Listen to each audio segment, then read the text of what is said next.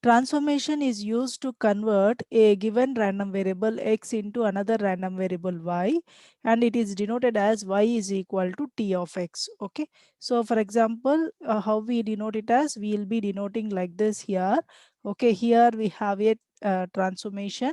Okay. Which this is the transformation which will convert input random variable x into another random variable y. Okay. So using this transformation, only the x is converted to another random variable y. Okay.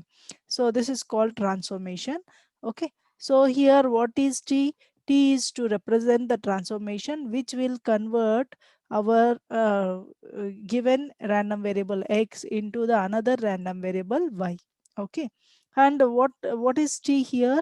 So we have discussed that t is used to convert x to y. No, it is used to convert x into the y. Okay. So how will be t? T can be linear, non-linear, staircase, segmented. Okay. If t is linear, so what happens here, the output will be almost is proportional to x. Okay. What is the output random variable we are getting? That is proportional to x only if t is linear. Okay. If it is non-linear, then we'll be getting non-linear relation between the x and y, and we'll also be getting the staircase and segmented images, staircase and segmented type of transformations. So here the transformation of x to y is shown in the figure here. See here how we denote the transformation of x to y. So it is shown like this here. What is x here? X is a input random variable, y is the output random variable. Yes or no? So x will be converted to y here. Okay. So what is the fx of x? Fx of x is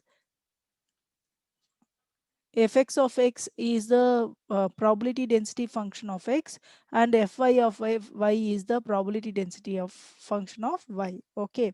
Now here depending on x and t, so depending on, because x is converted to y, no, so depending on x and t, okay, so we will be having different cases, means different types of transformations here.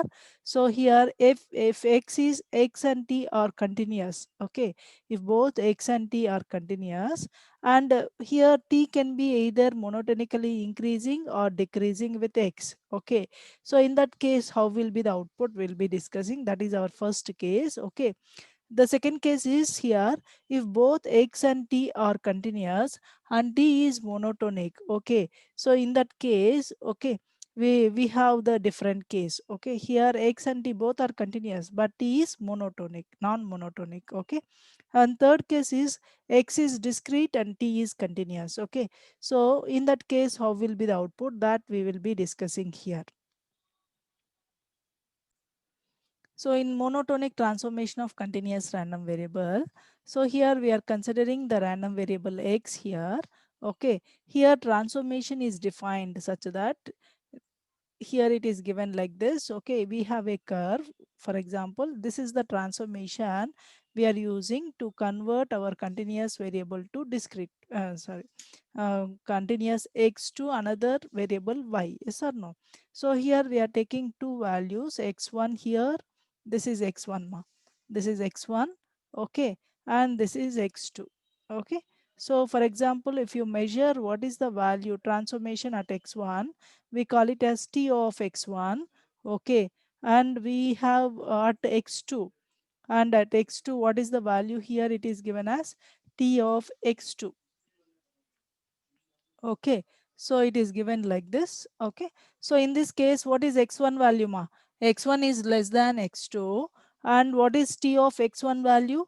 T of x1 value is also less than x2. So in this case, what is this transformation is called? This is called monotonically increasing transformation. Okay. Similarly, if you take the transformation like this, the curve is given. So this is the curve which we are using to convert. This is x variable. This is convert to y. Okay. So for every x value, there is a corresponding y. Okay.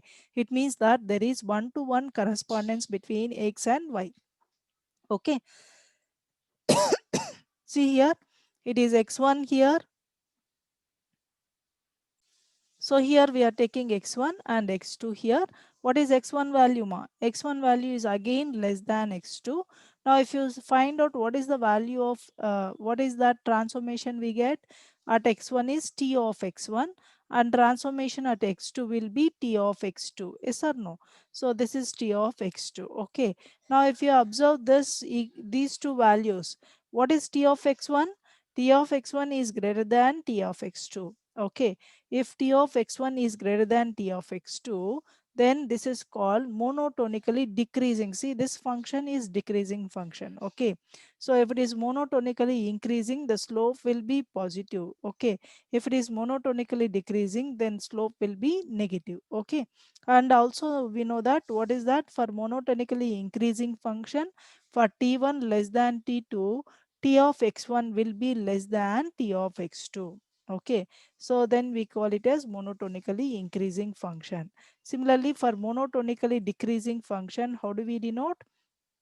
If t1 is less than t2, if t1 is less than t2, okay, what is that? T of x1 will be greater than t of x2. Okay. So in this case, what is that we have taken? We have taken monotonically increasing function. So what is monotonically increasing function? So just now we have discussed, no, this is the figure that represents monotonically increasing function. Okay. So we have observed that for every value of x, there is a corresponding value for y. Okay. So here, what is this? We have assumed the transformation t is continuous. Is it continuous? It is varying continuous. No, you can able to find the value of the signal at any point. Yes or no? So this is continuous, and it is also differentiable. Okay, you can able to differentiate it for all the values of x, and with what is that, fx of x is the probability density function is not equal to 0. Okay. Now let another random variable y have a value y naught corresponds to x naught of x as shown in the figure. Okay. So for we have a value y naught for x is equal to x naught. Okay. So as shown in the figure. Okay. Now, how do we write this transformation? We have written like this: y is equal to t of x. Okay. So in the previous case, we have discussed, no, how do we are writing transformation? Transformation will be written like this here. So y is equal to t of x. Yes or no? Using this equation, we will be representing the transformation. Okay. Now what is x ma? X is equal to x naught, no? So x is equal to x naught. For x is equal to x naught, what is the value? We got y is equal to y naught. So y naught is equal to transformation of x naught. Okay. And what is x naught? What is x naught will be T inverse of y naught. So what is T inverse? T inverse represents inverse transformation. What is inverse transformation here? For example, if you are having a transformation, what is this transformation will be doing? This transformation will be converting x to y. X is converted to y. Yes or no? This transformation is used to convert x to y. Okay. Now we are you taking inverse transformation here. So here we are representing this transformation as t here. How do we write this? We will be writing it as t. Yes or no? So this is the transformation. Okay. So which is having t. This will convert x to y. Okay. Now what is that we'll be doing here? We are taking inverse transformation. So it will perform the inverse operation of this. So what is here? We are giving x, we are getting y. Now if you give y as the input, we get x. Okay. So that is called inverse transformation. Okay. So how do you write T inverse here? T inverse is called inverse transformation of T. Okay. And here we have observed that this transformation provides one-to-one correspondence between x and y. Yes or no? For every value of x, there is a corresponding value for y. Okay. So that is why this transformation provides a one-to-one correspondence between x and y. Okay. And the probability of events. Now, what is that we are doing? We are finding what is the probability of y less than or equal to y naught. What is probability of y less than or equal to y naught? Okay. Will be equal to what ma? x is also less than or equal to x naught. So if you take y is less than y naught, which values x is taking? See here, if you are taking y is less than y naught, so since we have a curve that will give the transformation between x and y. Okay, so if you take y is less than y naught, what are the values x will be taking? X will be taking the values from minus infinity to x naught. That is, x will be taking the values x less than or equal to x naught. Okay, so if y is less than or equal to y naught, what will be x ma? X is also less than or equal to x naught. Okay, now we are finding what is the probability of y is less than or equal to y naught. So we have discussed that it is equal to what? Probability of x less than or equal to x naught. Okay, and now we know that what is probability of y less than or equal to y naught. How do we denote? We denote it as fy of y naught. Okay, this is the formula for py less than or equal to y naught. Similarly, px less than or equal to x naught. What is the formula? Fx of x naught. Yes or no? Now, this is called distribution function. What is this? This is called distribution function. And we know that the relation between distribution function and density function. Okay.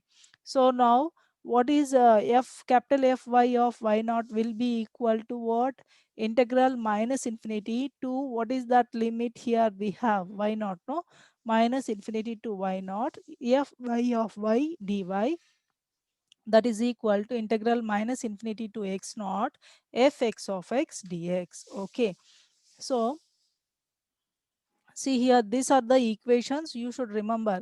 So there is no derivation like this. These are the definitions we have already discussed. Okay, when we have discussed distribution function, density function. Okay, so you have to remember these equations, that's all. Okay, so probability of y less than or equal to y naught will be denoted as capital Fy of y naught. Okay, and capital Fy of y naught can be written as integral minus infinity to y naught small fy of y dy.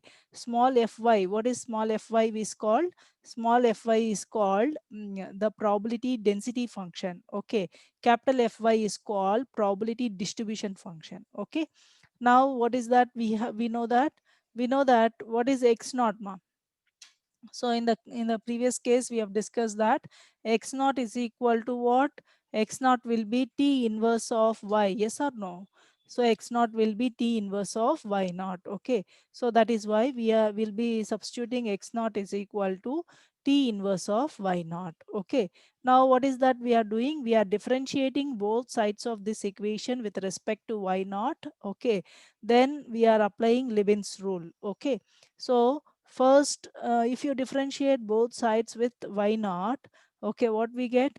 D by dy naught integral minus infinity to y naught fy of y dy is equal to d by dy naught integral minus infinity to t inverse y naught fx of x dx. Okay, so this is that we get. Now what is that here? We are, if you integrate this and differentiate on left side ma.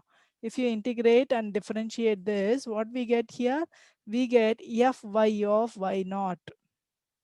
Okay, so if you integrate and differentiate it with respect to y naught, what we get here? Fy of y naught. Okay, now see here, this side. So on right side, what we do? We apply Leibniz rule. What is Leibniz rule ma? Leibniz rule derivative here it is given as derivative of integral minus infinity to t inverse y naught fx of x dx can be given as. Okay, so the Leibniz rule I'll show you here once again. So it is d by dx of integral lower limit to upper limit f x comma t dt is given as. What you have to do? First you have to substitute upper limit. So here you see f x of b of x and differentiate upper limit. So what is that? D bx of b of x by dx minus, then substitute the lower limit ma, f x comma a of x and differentiate the lower limit, plus then you take the same limits integral a of x to b of x and do partial differentiation with respect to what? x. Do partial differentiation with respect to x. This is called Libin's rule. So you see this Libin's rule, d by dx. Okay. Integral a of x, b of x, f of x comma t dx can be written as, what you have to do first? We have to substitute the upper limit and differentiate upper limit with respect to what? With respect to x. Okay. Then substitute the lower limit in the function. Substitute the lower limit in the function. Differentiate lower limit with respect to x. Okay.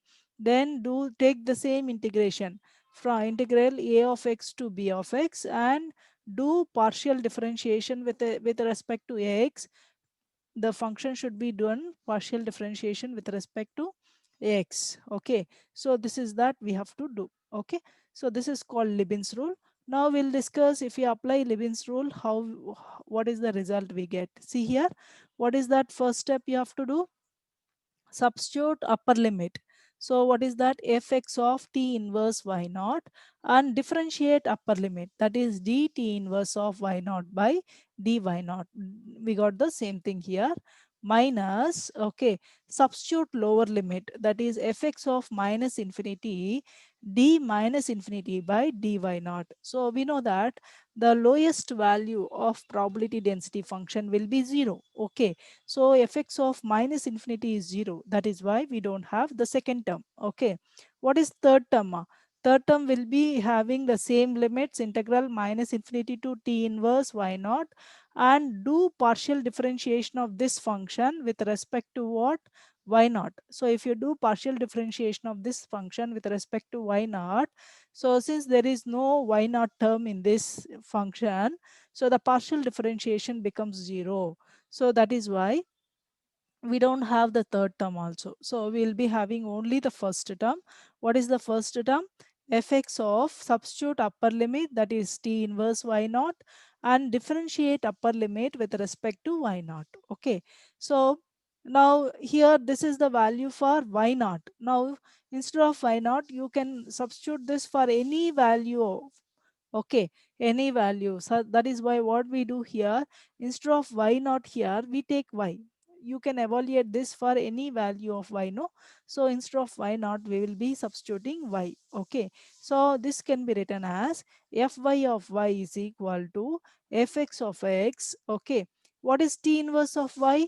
T inverse of y is nothing but x, yes or no? So that is why it is fx of x d of x by dy. Okay, t inverse of y is nothing but x, so it is dx by dy. Okay, so this is that we will be getting for monotonically increasing function.